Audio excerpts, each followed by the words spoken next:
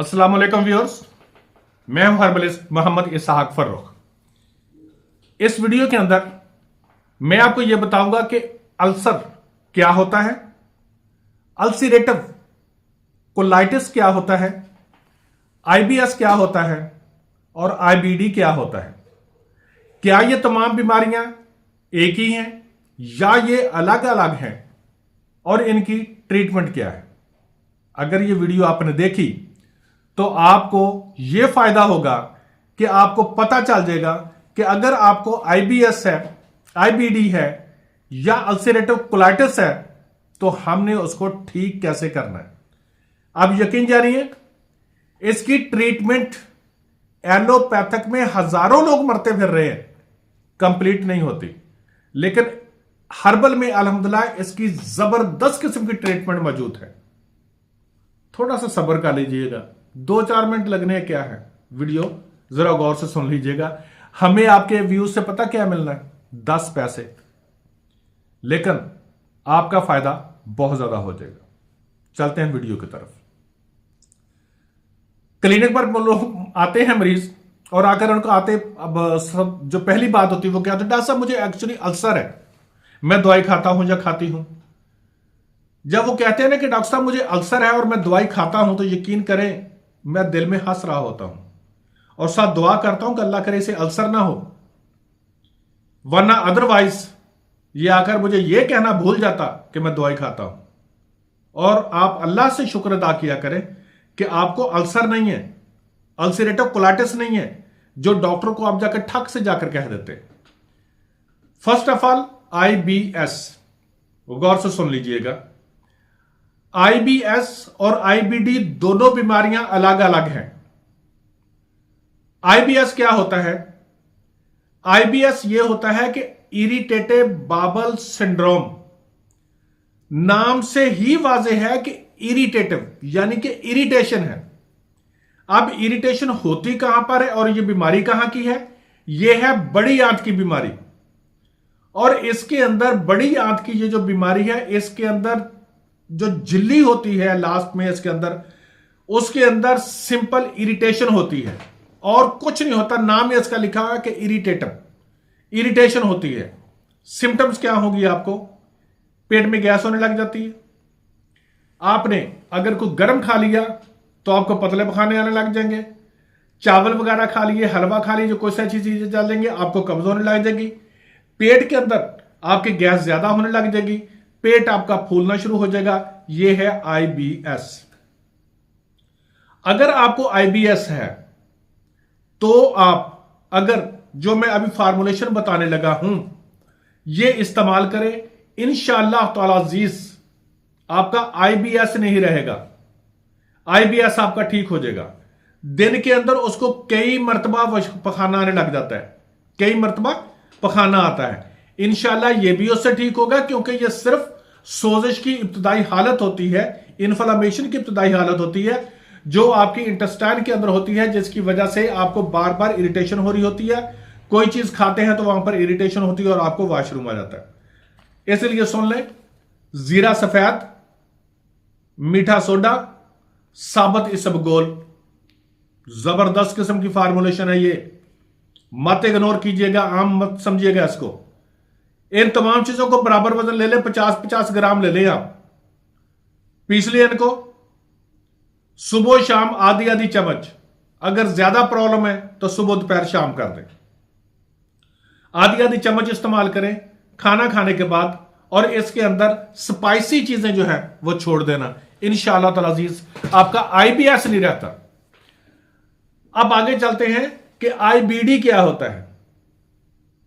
Inflammatory bowel disease, यानी कि आपकी बड़ी आंत जो है, ये जो आप देख रहे हैं इस वक्त, ये आंत जो है ये सूजी हुई है, इसके अंदर इन्फ्लामेशन है, और यही जो है आईबीडी है। असल जो बंदे को तबीयत सेट करती है ना, वो ये होती है आईबीडी। और ये क्या है? इंटेस्टाइन की प्रॉब्लम है? नहीं, ये इंटेस्टाइन की प्रॉब्लम नहीं है, ये ऑटो इम्यून डिसऑर्डर है, यानी कि ये जिगर से प्रॉब्लम आ रही है। जिगर में प्रॉब्लम आ रही है, ठीक है, जिसकी वजह से आपको आईबीडी है, इन्फ्लामेटरी बाउल डिजीज। इसके अंदर क्या होता है, अंदर की जो झिल्ली होती है उसके अंदर जख्म हो जाते हैं। ये देखें यहां पर ये वाली जो जगह है, ये अंदर इसके जख्म हुए हैं, ये जख्म हो जाते हैं यहां पर, ठीक है।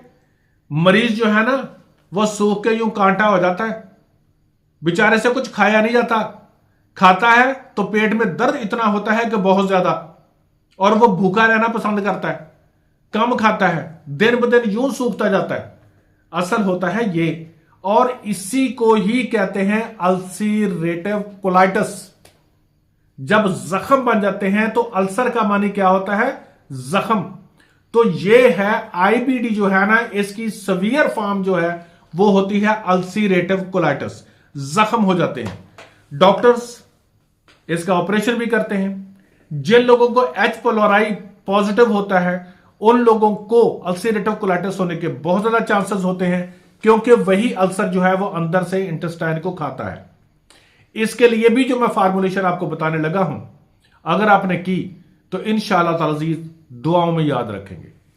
आपके मैदे के अंदर जख्म हो चुका हुआ है, पेप्टिक अल्सर है आपको, ड्यूटिनल अल्सर है आपको, और या आपको अल्सरेटिव कोलाइटिस है, मेरे कहने पर अमल कर लेना यार। आपके वीडियो देखने से ना मुझे 10 पैसे मिले। अगर आप ये कहना कि इस लालच में बनाते हैं कि पैसा बहुत ले रहे कमा रहे, यार 10 पैसे हैं आपके देखने से, लेकिन अगर ये ट्रीटमेंट आप करेंगे तो अल्लाह रब्बुल इज्जत की जात आपको जब शिफा देगी ना, तो आपको पता चलेगा कि यार उस बंदे ने वीडियो यूं ही नहीं बनाई थी। ये जरूर इस्तेमाल कीजिएगा, मैं इसको मुकम्मल समझाता हूं आपको। इसके लिए आपने क्या करना है, फटकड़ी और संग, जरा तफसील से सुन लीजिएगा बात को। बैठे हुए आप तो गप्पे हाँकते रहते हैं ना, ये फेसबुक पर यूं करते हैं, ये बात को जरा गौर से सुन ले। फटकड़ी और संग जरा दोनों को बराबर मिकदार में ले लें और उसको पीस लें, बारीक पीस लें। सुबह को फर्स्ट टाइम उठें, इसको चाय वाली जो है आधी चम्मच उससे भी कम, यानी कि चाय वाली चम्मच का चौथा हिस्सा वो खाएं दूध के साथ।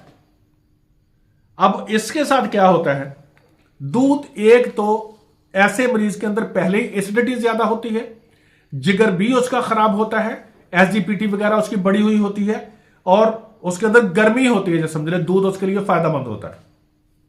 दूध के साथ खाएंगे, दूध के साथ खाने से आपके इंशाअल्लाह ताला अज़ीज़ अल्लाह रब्बुल इज्जत रहमत करेगा, जो मैदे वाले जख्म है वो ठीक होना शुरू हो जाएंगे, ठीक है।